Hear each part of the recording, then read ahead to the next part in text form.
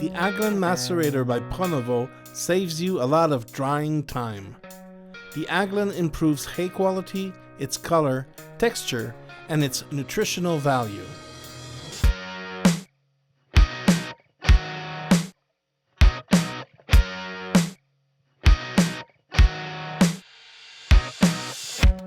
Congratulations, you've just received your new macerator. Before putting it into the field, there's a few things I want to go over. For the ease of maintenance, most wear-prone parts can be sourced locally, such as bearings, belts, air cushions, nuts and bolts, etc. It's always a good idea to have spare parts on hand, and it's essential to have the pickup belt as a spare part. For the adjustment, it's not complicated. Here you have the adjustment for the rubber rollers, and here the adjustment for the steel rollers. Presently, the machine is in the transport position. When you get to the field, it'll have to be adjusted for the working position. When the pin is here, it's in the transport position. And to put it into the operating position, you have to change the pin, put the pin in these holes here. You also have to adjust the height of the pickup. The adjustment of the pickup is done with this lever here by changing the positions of the pins. A trick for adjusting the height, if you don't have your manual on hand with measurements, you can use the toe of your boot to check for the height of the pickup.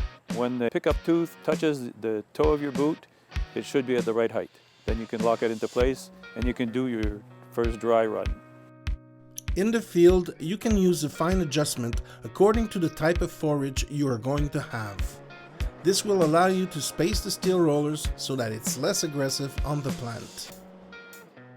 Adjustment values in the guide are stated in thousandths of an inch. In the event that you don't have a manual with you in the field, a little trick is to use a sheet of paper to verify the spacing of your rollers. The paper method can be applied on both the metal and the rubber rollers.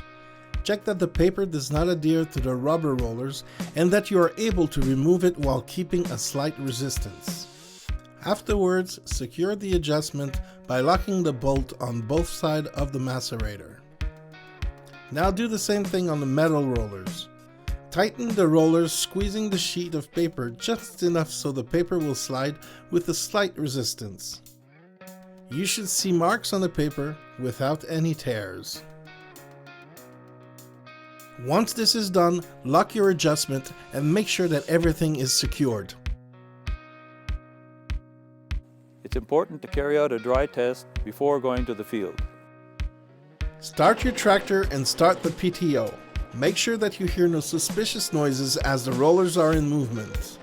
Be careful that the rollers do not touch. Since they turn at a different speed, it would greatly accelerate their wear and tear. Bring the rollers together in a maceration mode. If you do hear suspicious sounds, reopen and readjust. Before going to the field, you have to fill your air tank with anywhere from 90 to 110 pounds of pressure. These two knobs here are to adjust the pressure of the two rollers, the four rollers actually, the two rubber rollers and the two steel rollers. And it's very easy. You just turn the knobs to adjust to the tension that you want, and you're ready to go to the field. We suggest that you use a mower of maximum 14 feet and bring the swats to 5 feet 6 inches to maximize the macerator's operation. Today we'll be macerating alfalfa. Alfalfa being a more fragile plant, so we'll have to be increasing the distance between the steel rollers.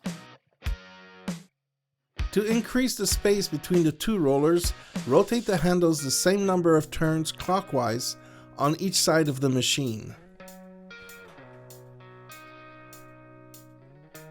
Then go to the control in front of the macerator.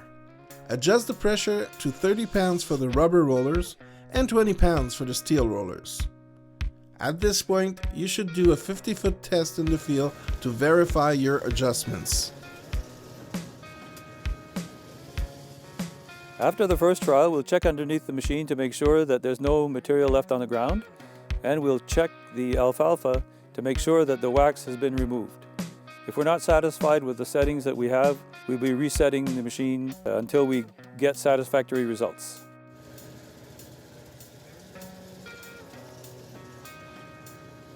And we check our alfalfa to see if we're satisfied with the texture.